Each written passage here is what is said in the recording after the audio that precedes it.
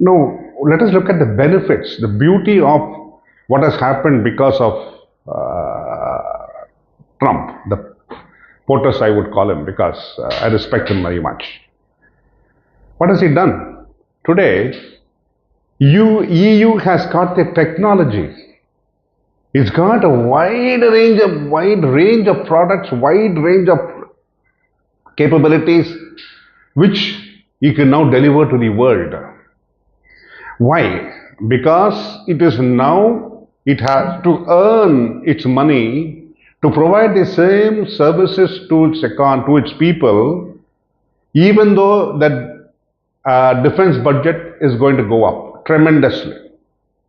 As I was saying in another presentation of mine, Britain was spending nearly 50% of its GDP on defense in 1945 and came down to 2.3 somewhere in 2025. Today, the same thing has happened in any of the EU countries. Now what happens? All the EU countries will now have to pool in their resources and develop a defense mechanism, defense production mechanism, a defense design system, and because they have to now start protecting themselves. Because we don't have the security, the EU does not have the security of the US. So all the countries, the EU has to now come together, form a policy which I think will take another 5 to 6 years for them to form a policy, because each government will be wondering how much to spend on defense. How much of the defense is going to help that country?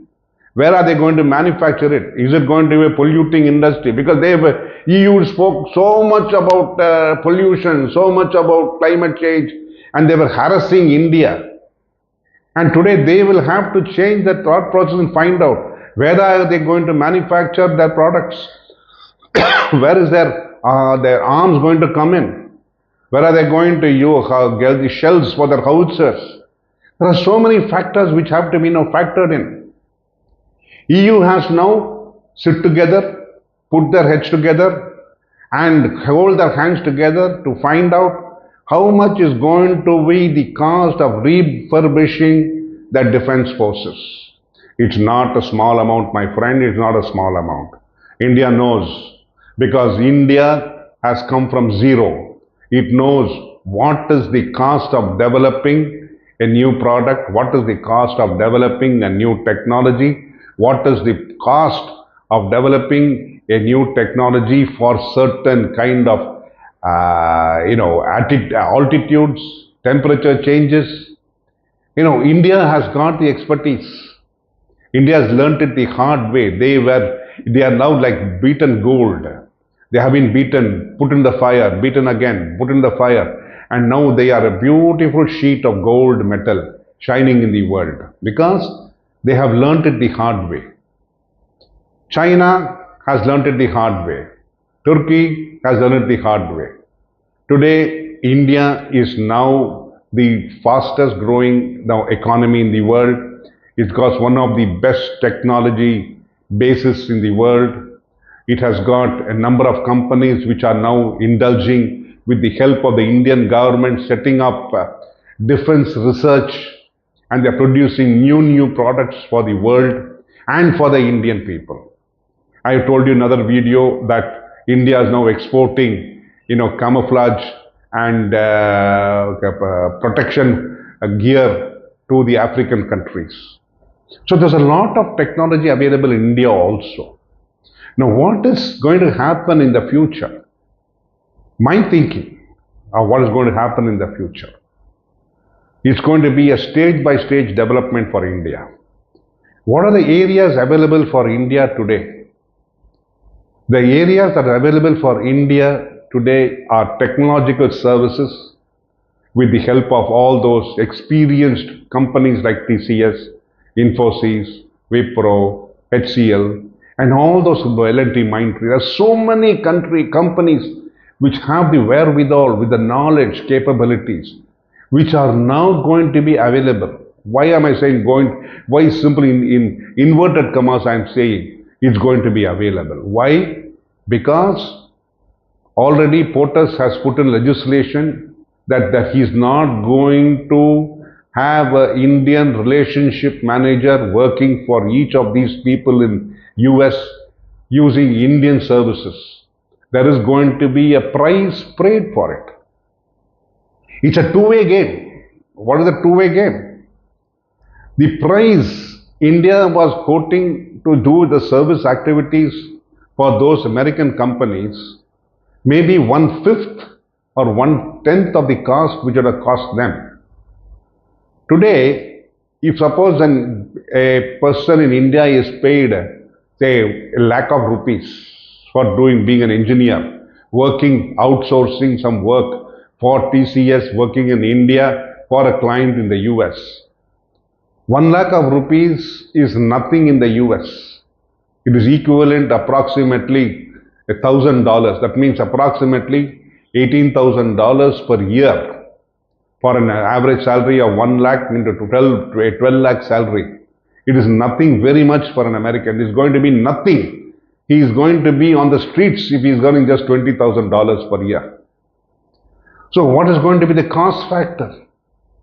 If the $20,000 is now going to become $50,000, what will be the service cost for those people using the American services, American people services?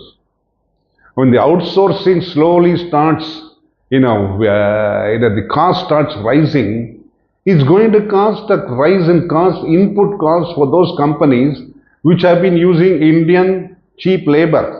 I say not Indian cheap labor, I would say Indian cost-effective labor for rendering their services. So it's going to be a two-way street. We have to watch and see what is going to happen in the next 2 years or next year. Well, there will be a big hit for all these big companies who are the bellwethers for Indian stock market. And it is going to change. Why is it going to change? Now Europe is now wondering how to protect its interests. It's got the capabilities, it's got the technology, and with the blending of the technology with the Indian service sector, there might be a boom for Indian service sector, because those services can now be made available for the EU. Now the EU is rich. It's got fundamentally EU is rich. It was extremely rich, but now if POTUS, because the rules of defense, it's now the richness is going to come down slowly because defense cost is going to go up. Now, if defense cost is going to go up, they require factories to manufacture them, and you have a strong green movement there, and that green movement will now fight for the cause of non-polluting industries. And so, technology has to play a part, actual manufacturing has to play a part, everything has to play a part in the international world today. So the world is now, instead of being one-sided, it is going to be a swirling world. Technology will and has to move and intermingle and be made available for the world today. And India is now on a very big, good platform, a strong platform, because over the past 30 years, it has developed its technology, it has developed its skill sets, and has developed the service orientation for the world, because mainly the US was the fundamental place where technology was being developed and utilized very formally. With Europe opening up, let us take it forward.